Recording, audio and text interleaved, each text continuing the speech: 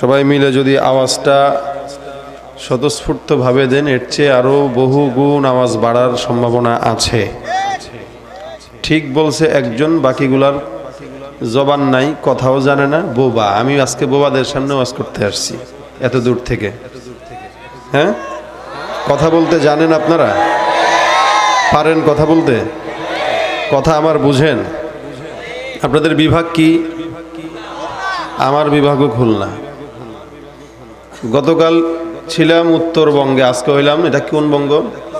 দক্ষিণবঙ্গ। তো এক বঙ্গ থেকে আরেক বঙ্গে আসার পরে যদি আপনাদের মঙ্গার মতো অবস্থা থাকে, দক্ষিণবঙ্গের উত্তরবঙ্গের মতো, তাহলে আমার এই যে ইউটিউবে দেখেন ওই সাইডে দেখবেন না। চোখ বন্ধ করে ওয়াজ শুরু করব, চোখ বন্ধ করে শেষ করব। আপনারা ঘুমাইলে আমিও ঘুমাবো। আপনারা সজাগ তো আমি সজাগ। এখন আপনারা সজাগ থাকবেন না ঘুমাবেন বলেন? খালি চিল্লাইলেই সজাগ থাকা হয় না। এক জায়গায় এক মাহফিলে বলছিলাম যে আল্লাহ রসুল সাল্লাল্লাহু আলাইহি সাল্লামকে কাফেররা যখন দিনের দাওয়াত দেওয়া শুরু করলো, তখন কিছু কিছু মুনাফিকের বাচ্চারা, কাফেররা, ইহুদিরা রসুলকে একটা নাম দিছে, সেটা হচ্ছে মাজনুন, পাগল। তো রসুলকে কেউ পাগল বলবে, এটা যদি আমরা শুনি, সুবহানাল্লাহ বলবো না নাউজুবিল্লাহ বলবো? সামনে থেকে এক মুরব্বী কয় সুবহানাল্লাহ। এবার বুঝেন সে কি ধরনের সজাগ। আপনারা এই ধরনের সজাগ যেন না হন। যখন যেটার প্রয়োজন তখন সেটা আমার সাথে দেওয়া লাগবে। পারবেন? যারা দাঁড়িয়ে আছেন এদের কি বসার জায়গা আছে? থাকলে ওনাদেরকে বসায় দেন। যদি না বসে একটা সিস্টেম শিখাই দিব। কথা কয় না? যে যেই প্যান্ট পরে আছে অথবা লুঙ্গি পরে আছে, এটা ধরে টান দেওয়া শুরু করেন। হয়তো প্যান্ট বসুক, আমল শুরু করে দেন। যারা দাঁড়ায় আছে এদেরকে আমল শুরু করে দেন। আর যেই মেলার আয়োজন আপনারা করছেন, যতটুকু সব এখানে কামাইছেন না, কাটাকাটি শোধবাদ ওই গুনাহের কারণে। এটা কি মেলার জন্য দেওয়া মাহফিল? কি সওয়াব না গুনার জন্য বলেন? এই 2 কিলোমিটার 1 কিলোমিটার যাবত মেলা বসাইছেন, এখানে ডেটিং মারার জন্য পোলাপাইন চলে আসছে। আমি আসার সময় দেখছি। পাশার ভিতরে বাইরে নেই দরকার, ইচ্ছা মতো এগুলার মাহফিলটাকে আজকাল নাপাক বানায় দিতেছে এই মেলাগুলার কারণে। এটা কোনো কথা হইল? আমাদের ঢাকা থেকে আনছেন, বহু দূর থেকে আসছি। সহজে আমি এই সমস্ত এরিয়ায় আসি না, এই কারণে দূর, আমাদের কষ্ট হয়। যেহেতু আসছি, মেলা হবে কেন? এখানে ওয়াজের জন্যই তো মানুষ জায়গা দেওয়ার কথা না, তো মেলা বসানোর দরকার হয়? মেলা যদি না থাকতো সবগুলো মানুষ এখানেই থাকতো না এখানে? এই মেলার কারণে এখন ওখানে গেছে। রং বেরঙের শাড়ি পাওয়া যাইতেছে, কি বলে খেলনা পাওয়া যায়, ফুচকা পাওয়া যায়, তো এনে আসবে কেন? এই জন্য সামনে থেকে মাহফিল করলে এই সমস্ত রং ঢং করা যাবে না। যতটুকু সওয়াব এখানে কামান, ততটুকু গুনাহ ওই জায়গায় চলে যায়। এই কারণে আমরা এখানে যতক্ষণ থাকবো ইনশাল্লাহ, যারা থাকবো বসে থাকবো। মাঝখানে যদি কেউ উঠে, আমি আস্তে ধীরে বলেন শেষের দিকে চলে যাব। যতক্ষণ থাকবেন আমার সাথে আওয়াজ দিয়ে থাকতে হবে। যদি আওয়াজ দেন ওয়াজও হবে, গজলও হবে।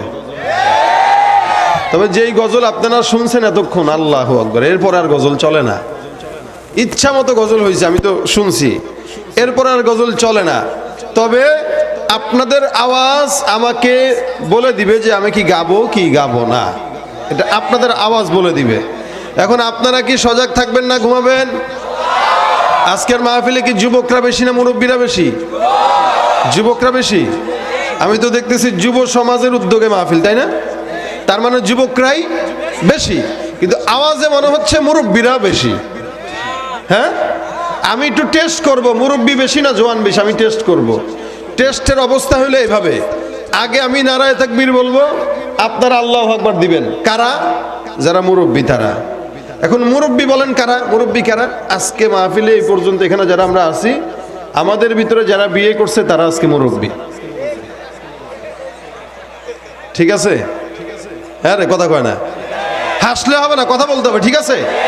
এখন হাত তুলেন কারা কারা আমার দলে আছেন। এই তুই বিয়ে করছস? নারায়ে তাকবীর। আওয়াজ হয় নাই? আমারে বেইজ্জতি করেন না, আমাদের পাওয়ার আছে আলাদা, ঠিক না? আমরা বিয়ে করছি, আমাদের পাওয়ার আছে আলাদা।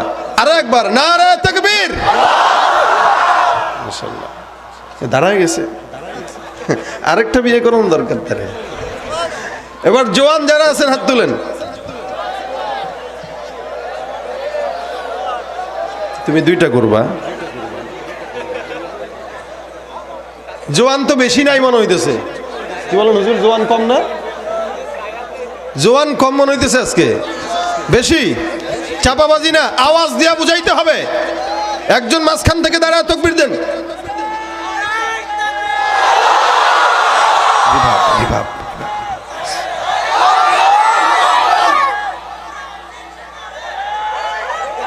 হয় নাই, হয় নাই, হয় নাই, এটা গোল আলু বানাই দিছে। আমার মতো হবে। নারে তাকবীর, কোরআন সুন্নাহর আলো ঘরে ঘরে জালো, লিল্লাহে তাকবীর। এই আওয়াজটা শেষ পর্যন্ত থাকবে। এখন মনে হইতেছে কিছু একটা এখানে হইতেছে না, এতক্ষণ ঠিক এই আওয়াজ দিয়া শেষ পর্যন্ত হবে না। আমি এখন যেমনি আওয়াজ দিলাম এমনি শেষ পর্যন্ত থাকা লাগবে। রাজি আছেন ইনশাআল্লাহ? লড়াইয়ের ওই ময়দানেতে যেতে তোমাকে হবে, প্রয়োজনে সব রক্তটুকু জমিনেই ঢেলে দেবে। রিভাব দেন। লড়াইয়ের ওই ময়দানেতে যেতে তোমাকে হবে, প্রয়োজনে সব রক্তটুকু জমিনেই ঢেলে দেবে। তবুও তোমায় লড়তেই হবে, মানিবে না পরাজয়। বিপ্লব মানে জীবন দেয়া, বসে থাকা নয়। সে কোনো দিন আসবে না রে, করো যদি ভয়। বিপ্লব মানে জীবন দেয়া, বসে থাকা নয়। সে কোনো দিন আসবে না রে, করো যদি ভয়।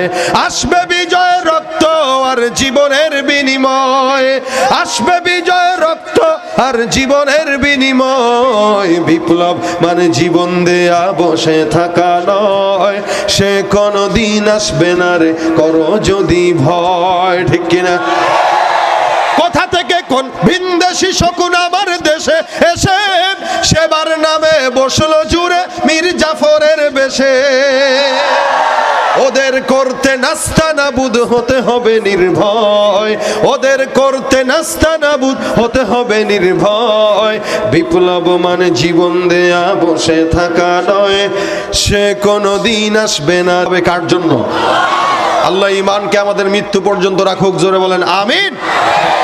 আমরা যেখানে নরম থাকা দরকার সেখানে থাকবো নরম, যেখানে শক্ত হওয়া দরকার সেখানে নরম হলে চলবে। এটা আমাদের রাসূল এবং সাহাবা আজমাইনদের থেকে আমরা শিখেছি। আল্লাহ পাক তাদের গুণ বর্ণনা করতে যে এই কথাটাই বলেন, রাসূল করিম সাল্লাল্লাহু আলাইহি ওয়াসাল্লাম যেমন দামি, তার সাহাবা আজমাইনরাও কি দামি। সাহাবা আজমাইনদের অন্যতম একটা গুণ ছিল, এরা কুফরির বেলায় সব সময় ছিল কি কঠোর। আল্লাহ পাক এই কথা বলেন, আল্লাযীনা মাআহু আশিদ্দাউ আলাল কুফফার। সাহাবা আজমাইনদের অবস্থা ছিল তারা পরস্পর রুহামা বাইনাহুম, তারা পরস্পর ছিল এক একজনের সঙ্গে এক একজনের ভ্রাতৃত্বপূর্ণ সম্পর্ক। যেমন নাকি রাসূল করিম সাল্লাল্লাহু আলাইহি ওয়াসাল্লাম বলেন, আল মুসলিমু আখুল মুসলিম। একজন মুসলমান অপর মুসলমানের কি সবাই? একজন মুসলমান আরেকজন মুসলমানের। যদিও আমাদের আচার ব্যবহারে বলে না যে আমরা একজন একজনের ভাই, এটা বলে না। কেউ একজনকে আঘাত দিবে, ও কিসের মাফ করবে? ও আরো 10টা আঘাত দিতে পারলে বাঁচে। একসাথে ভাই ভাই থাকবে, বসবাস করবে মিল মতো, আপন ভাইয়ের ভিতরে মিললে জায়গা জমির সম্পর্ক নিয়ে একজন একজনের হত্যা করে। আর সেখানে মুসলমান ভাই তো কত দূরের কথা। এটা হওয়া দরকার ছিল। আল্লাহর নবী বলেন মুসলমান মুসলমানের ভাই। এবং সাহাবা আজমাইনদের অবস্থাও পরস্পর যখন মুমিনরা একসঙ্গে থাকতো, পরস্পর তারা ভ্রাতৃত্ব সম্পর্ক বজায় রাখতো। একজনের প্রতি আরেকজনের ছিল সম্পর্ক মনের সম্পর্ক, আত্মার সম্পর্ক। কিন্তু এরা যখন দেখতো তাদের চোখের সামনে কোনো অন্যায় হচ্ছে, কুফরি হচ্ছে, শিরিক হচ্ছে, বিদআত হচ্ছে, ভণ্ডামি হচ্ছে, রাসূলের কেউ কষ্ট দিচ্ছে রাসূলকে তাদের সামনে, এই সমস্ত বিষয় তাদের চোখের সামনে চলে আসলে তারা ওই ব্যাপারটার ভিতরে ছিল কঠোর, এবং ওইটার জন্য তারা মুহূর্তেই তাদের জীবন বিলিয়ে রসুলের ইজ্জত অথবা ইসলামের সম্মান টিকায় রাখার জন্য তারা ছিল বদ্ধপরিকর। আর আমাদের দেশের অবস্থা, আমরা আমাদের দরিয়ার বেলায় হলাম কঠোর, ইমানের বেলায় হলাম নরম।